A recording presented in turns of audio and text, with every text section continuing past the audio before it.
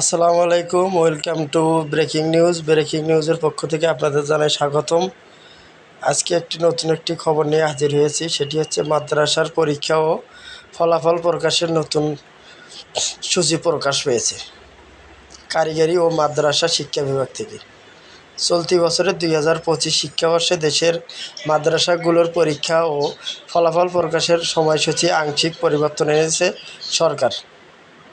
বৃহস্পতিবার 8ই মে কারিগরি ও মাদ্রাসা শিক্ষা বিভাগ থেকে প্রকাশিত একটি সংশোধিত প্রজ্ঞাপনের বিষয়টি জানানো হয়েছে। এতে বলা হয়েছে, দেশের 3টি সরকারি আলিয়া মাদ্রাসা এবং সব বেসরকারি স্বতন্ত্র ইবতেদায়ী, দাখিল, আলিম, ফাজিল ও কামিল মাদ্রাসার জন্য ছুটির তালিকা এবং শিক্ষাপঞ্জি হালনাগাদ করা হয়েছে।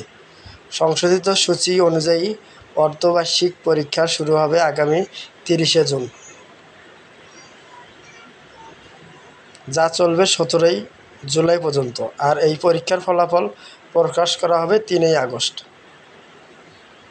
এরপরেই নির্বাচনী পরীক্ষা অনুষ্ঠিত হবে 16ই অক্টোবর থেকে 3ই নভেম্বর পর্যন্ত এবং ফল প্রকাশ হবে 10ই নভেম্বর। আর শিক্ষাবর্ষের শেষ ধাপ অর্থাৎ বার্ষিক পরীক্ষা শুরু হবে 20শে নভেম্বর এবং শেষ হবে 11ই ডিসেম্বর। এই পরীক্ষার ফলাফল প্রকাশ করা হবে 30শে ডিসেম্বর। এই প্রজ্ঞাপনে কারিগরি ও মাদ্রাসা শিক্ষা বিভাগ নতুন কর্মসূচি অনুসারে বাংলাদেশের মাদ্রাসার পরীক্ষা ও ফল প্রকাশ কার্যক্রম সম্পন্ন করতে প্রয়োজনীয় ব্যবস্থা নিতে সংশ্লিষ্ট কর্তৃপক্ষকে নির্দেশনা দেওয়া হয়েছে।